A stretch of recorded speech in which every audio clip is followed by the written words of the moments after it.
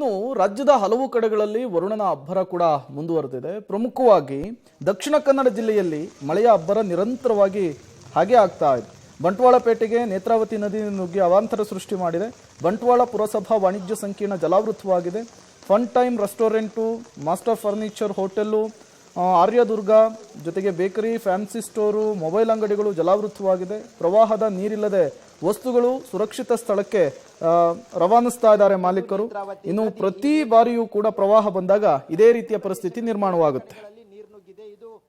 ದಕ್ಷಿಣ ಕನ್ನಡ ಜಿಲ್ಲೆಯಲ್ಲಿ ಮಳೆಯ ಅಬ್ಬರ ಮತ್ತಷ್ಟು ಹೆಚ್ಚಾಗಿದೆ. ಪಶ್ಚಿಮ ಘಟ್ಟದಲ್ಲೂ ನಿರಂತರ ಮಳೆ ಆಗ್ತಾ ಇದೆ. ಹೀಗಾಗಿ ಜೀವ ನದಿಗಳೆಲ್ಲ ತುಂಬಿ ಹರಿತಾ ಇದೆ. ನೇತ್ರಾವತಿ ನದಿಯು ಬಹಳಷ್ಟು ಅಪಾಯದ ಮಟ್ಟ ಮೀರಿ ಹರಿತಾ ಇದೆ.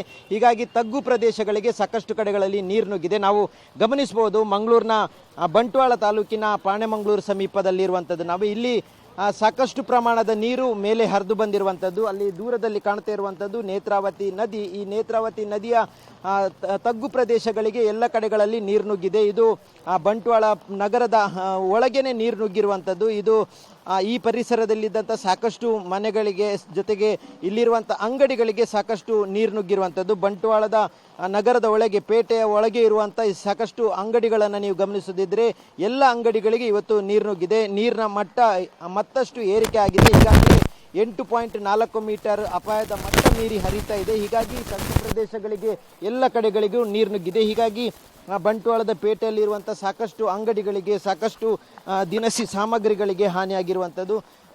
ಮತ್ತಷ್ಟು ನೀರಿನ ಪ್ರಮಾಣ ಹೆಚ್ಚೆ ಆದರೆ ಮತ್ತಷ್ಟು ಆತಂಕ ಇದೆ. ಹೀಗಾಗಿ ಇಲ್ಲಿನ ಸ್ಥಳೀಯರೆಲ್ಲರೂ ಅವರ ಅಂಗಡಿಗಳಿಗೆ ನುಗ್ಗಿರುವಂಥ ನೀರೇನಿದೆ, ಹೀಗಾಗಿ ಅಲ್ಲಿರುವಂಥ ಸಾಮಗ್ರಿಗಳನ್ನು ಸ್ಥಳಾಂತರ ಮಾಡುವಂಥ ಕೆಲಸಗಳನ್ನು ಸ್ಥಳೀಯರು ಮಾಡ್ತಾ ಇದ್ದಾರೆ. ಅಲ್ಲಿನ ಅಂಗಡಿ ಮಾಲಕರು, ಅಂಗಡಿಯ ಕೆಲಸದವರನ್ನು ನೀವು ಗಮನಿಸದಿದ್ದರೆ ಇಷ್ಟೊಂದು ಪ್ರಮಾಣದಲ್ಲಿ ನೀರಿದೆ. ಅಂಗಡಿಯ ಒಳಗಿನ ಭಾಗಕ್ಕೂ ಇಷ್ಟೊಂದು ಸೊಂಟದವರೆಗೂ ನೀರು ನುಗ್ಗಿದೆ. ಹಾಗಾಗಿ ಅಲ್ಲಿದ್ದಂಥ ಸಾಮಗ್ರಿಗಳನ್ನು ಉಳಿಸಿಕೊಳ್ಳುವ ನಿಟ್ಟಿನಲ್ಲಿ ಇಲ್ಲಿನ ಅಂಗಡಿಯ ಮಾಲಕರು ಅದನ್ನು ಇಲ್ಲಿಂದ ಸ್ಥಳಾಂತರ ಮಾಡುವ ಕೆಲಸ ಮಾಡ್ತಾ ಇದ್ದಾರೆ.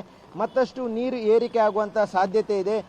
ಕುಮಾರಧಾರ ಜೊತೆಗೆ ನೇತ್ರಾವತಿ ನದಿ, ಎರಡೂ ನದಿಯು ಉಕ್ಕಿ ಹರಿತಾ ಇದೆ. ಹೀಗಾಗಿ ನೇತ್ರಾವತಿಯ ಸಮೀಪದಲ್ಲಿರುವಂಥ ನದಿಯ ಪಾತ್ರದಲ್ಲಿರುವಂಥ ಎಲ್ಲ ತಗ್ಗು ಪ್ರದೇಶಗಳಿಗೆ ನಿರಂತರವಾಗಿ ನೀರು ನುಗ್ತಾ ಇದೆ. ಇದು ಪ್ರತಿ ವರ್ಷ ಈ ಭಾಗದಲ್ಲೂ ಇದೇ ರೀತಿಯಾದಂಥ ಸಮಸ್ಯೆ ನಿರ್ಮಾಣ ಆಗುತ್ತೆ. ಅಪಾಯದ ಮಟ್ಟ ಮೀರಿ ನೇತ್ರಾವತಿ ಹರಿದಂಥ ಸಂದರ್ಭದಲ್ಲಿ ಈ ತಗ್ಗು ಪ್ರದೇಶಗಳಿಗೆ ಹೆಚ್ಚಿನ ನೀರು ನುಗ್ತದೆ. ಈ ಬಾರಿಯೂ ಮತ್ತೆ ಮುಂದುವರೆದಿದೆ. ಕಳೆದ ಕೆಲ ದಿನಗಳ ಹಿಂದೆ ಸುರಿದಿರುವಂಥ ಮಳೆಯ ಸಂದರ್ಭದಲ್ಲೂ ಸಾಕಷ್ಟು ಪ್ರಮಾಣದ ತೊಂದರೆ ಆಗಿತ್ತು. ಈಗ ಈ ಬಾರಿ ಸುರಿದಿರುವಂಥ ಮಳೆಗೆ ಮತ್ತಷ್ಟು ಹೆಚ್ಚಿನ ಪ್ರಮಾಣದ ನೀರು ಹರಿದು ಬರ್ತಾ ಇದೆ. ಕ್ಯಾಮ್ರಾಮನ್ ನಿಶಾಂತ್ ಜೊತೆ ಸುಖಪಾಲ್ ಪಳಲಿ, ಪಬ್ಲಿಕ್ ಟಿವಿ, ಮಂಗಳೂರು.